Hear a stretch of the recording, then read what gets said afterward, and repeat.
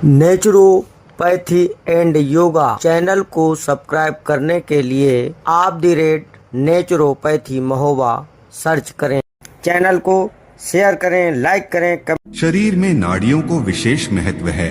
नाड़ी शरीर के उन सूक्ष्म रास्तों को कहा गया है जिनसे प्राण ऊर्जा पूरे शरीर में प्रवाहित होती है। स्थूल शरीर में नाड़ियों की संख्या लाखों में बताई जाती है, लेकिन हठयोग प्रदीपिका के अनुसार मनुष्य शरीर में कुल 72,000 नाड़ियां होती हैं। नाड़ियों को नस या धमनी समझने की भूल ना करें। नाड़ियां शरीर में प्राण ऊर्जा, ब्रह्मांडीय ऊर्जा, वीर्य और कुंडलिनी जैसे सूक्ष्म ऊर्जाओं का संचार कराती हैं। नाड़ियों का कोई भौतिक स्वरूप नहीं है, यानी अगर आप शरीर को काटकर इन्हें खोजने का प्रयास करें तो आप इन्हें नहीं ढूंढ पाएंगे। 72,000 नाड़ियों में इड़ा, पिंगला, सुषुम्ना, गांधारी, हस्तजिह्वा, कुहू, सरस्वती, पूषा, शंखिनी, पयस्विनी, वारुणी, अलंबुषा, विश्वोदरी और यशस्विनी इन 14 नाड़ियों को महत्वपूर्ण माना जाता है तथा इनमें भी प्रमुख 3 नाड़ियां हैं। इड़ा जिसे चंद्र नाड़ी कहते हैं, पिंगला जिसे सूर्य नाड़ी कहते हैं और सुषुम्ना नाड़ी आज भले आधुनिक विज्ञान नाड़ियों के अस्तित्व को नकारता है, मगर जैसे जैसे आप अधिक सजग बनने लगते हैं आप महसूस करेंगे शरीर में ऊर्जा की गति अनियमित नहीं है, वह तय रास्तों से गुजरती है। मलमार्ग एवं मूत्रमार्ग जहाँ से पृथक होते हैं उसी संधि के पास कुंडलिनी रहती है जो समस्त नाड़ियों को जन्म देती हैं। शरीर के 14 प्रमुख नाड़ियों में 7 ऊपर को जाने वाली और 7 नीचे को जाने वाली होती हैं।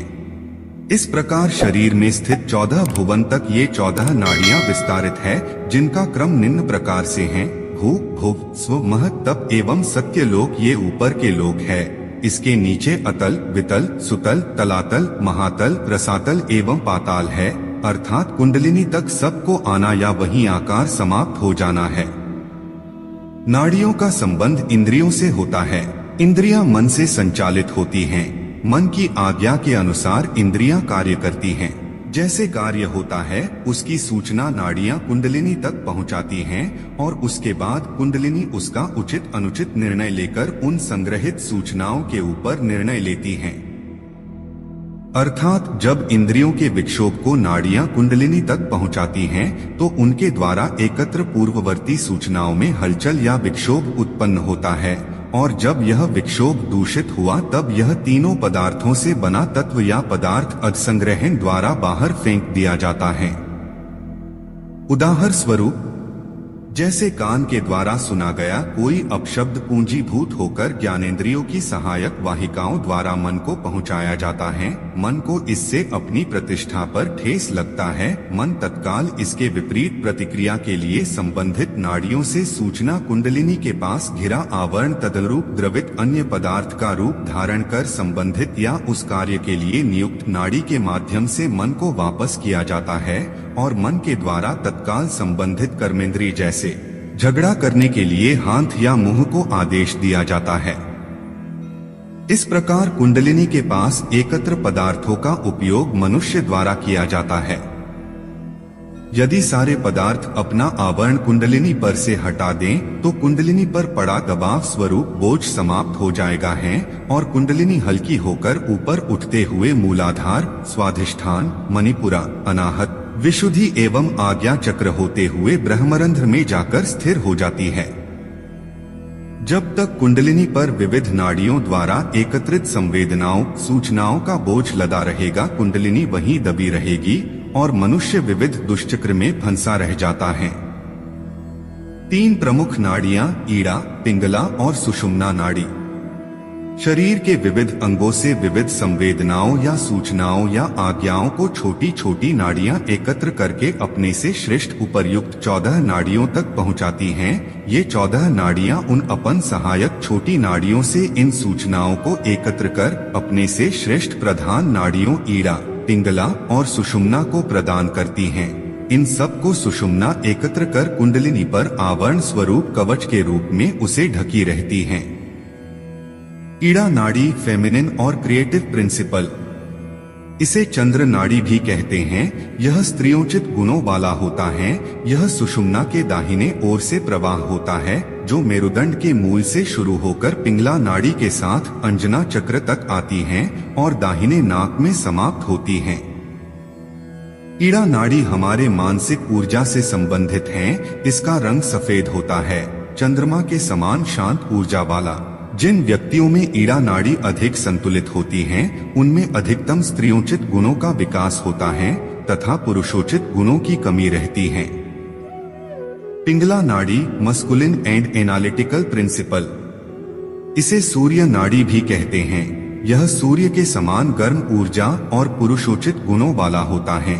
यह सुषुम्ना के बाहिने ओर होता है तथा ईड़ा की सहायक होती है।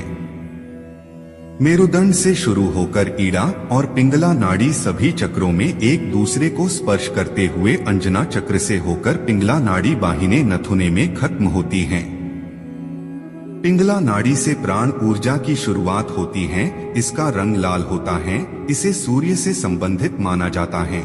जिन व्यक्तियों में पिंगला नाड़ी अधिक संतुलित होती हैं, उनमें अधिकतम पुरुषोचित गुण होते हैं, जैसे साहस, शौर्य, पराक्रम। सुषुम्ना नाड़ी, इसे ब्रह्म नाड़ी भी कहते हैं, मूल रूप से सुषुम्ना गुणहीन होती है। उसकी अपनी कोई विशेषता नहीं होती। वह एक तरह से शून्यता या खाली स्थान है। अगर शून्यता है तो उससे आप अपनी मर्जी से कोई भी चीज बना सकते हैं। सुषुम्ना में ऊर्जा का प्रवेश हो जाए तो आप एक नए तरह का संतुलन पा लेते हैं। इससे आपके अंदर एक विशेष स्थान होता है जो किसी भी तरह की हलचल में कभी अशांत नहीं होता, जिस पर बाहरी स्थितियों का प्रभाव भी नहीं पड़ता। आप निष्पक्ष हो जाते हैं। आप जहां भी रहे वहीं का हिस्सा बन जाते हैं, लेकिन कोई चीज आपसे चिपकती नहीं है। आप जीवन के सभी आयामों को खोजने का साहस सिर्फ तभी करते हैं जब आप इस स्थिति को प्राप्त कर लेते हैं। राजयोग, पतंजलि योग में जब मन को यम, नियम, आसन, प्राणायाम और प्रत्याहार से स्थिर किया जाता है, तब सुषुम्ना में ऊर्जा का प्रवेश होने लगता है। नाड़ी योग विज्ञान क्या है?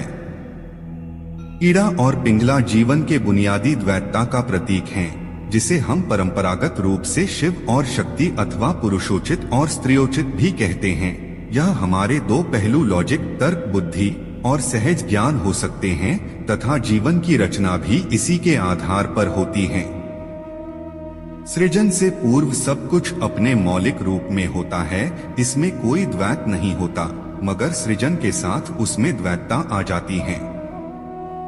यहाँ पुरुषोचित और स्त्रियोचित लिंग भेद या शारीरिक रूप से स्त्री या पुरुष होना नहीं है, बल्कि ये प्रकृति के कुछ खास गुण हैं जिन्हें पुरुषोचित और स्त्रियोचित कहा जाता है।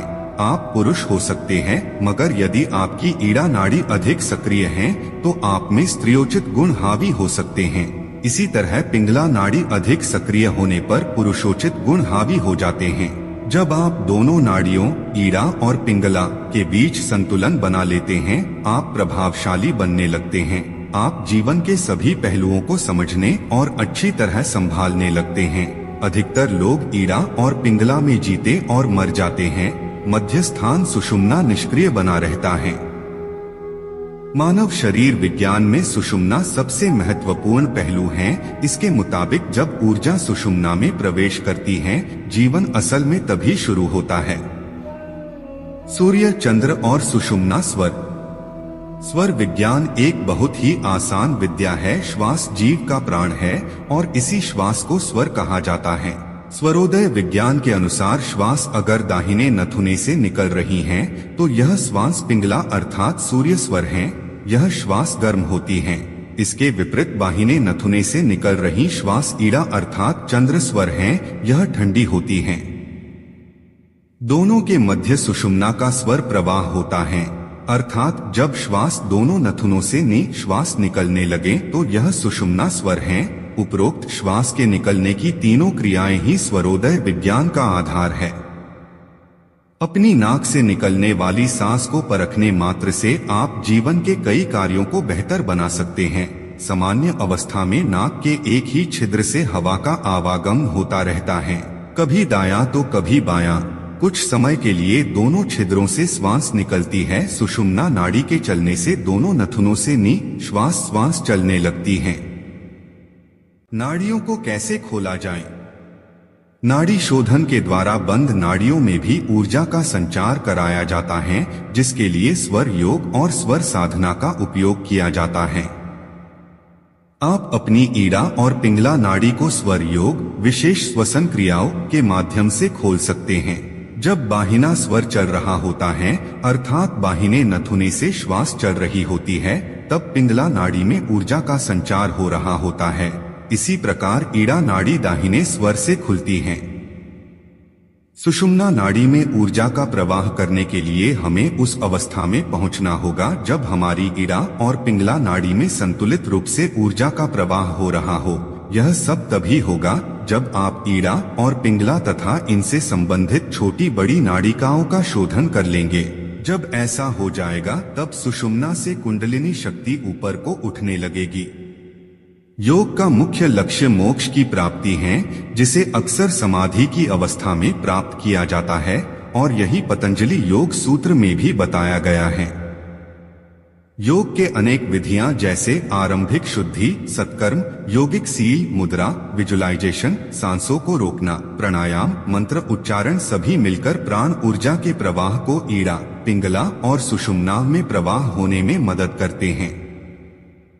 नाड़ी योग का महत्व प्राचीन भारत में ही नहीं अपितु अभी भी महत्वपूर्ण है। इनसे ही प्राण ऊर्जा पूरे शरीर में प्रवाहित होती है, इसलिए नदी योगा अतुल्य है। प्रिय दर्शकों, आप सभी से अनुरोध है कि आप दी रेड नेचुरोपैथी महोबा नामक चैनल को सब्सक्राइब कर प्राकृतिक चिकित्सक सियाराम को सुन सकते हैं, देख सकते हैं और प्राकृतिक चिकित्सा से संबंधित अपने जीवन को निरोगी बनाने के लिए जो लोग अंग्रेजी होम्योपैथी अन्य दवाइयों से परेशान हो रहे हैं और उनके रोग ठीक नहीं हो रहे हैं, तो वो वीडियो को देखकर या मोबाइल नंबर से हमें संपर्क कर अपने जीवन में उजाला ला सकते हैं और गंभीर से गंभीर बीमारियों से बच सकते हैं। इसलिए प्राकृतिक चिकित्सा अपनाइए और अपने जीवन में उजाला लाइए, निरोगी रहिए, स्वस्थ रहिए, तभी आप अपने दैनिक जीवन में अन्य उद्धारक कार्य कर सकेंगे। हमारा मोबाइल नंबर है 9454923394। इसमें व्हाट्सएप है। आप कभी भी आप नेचुरोपैथी महोबा चैनल को सब्सक्राइब करें।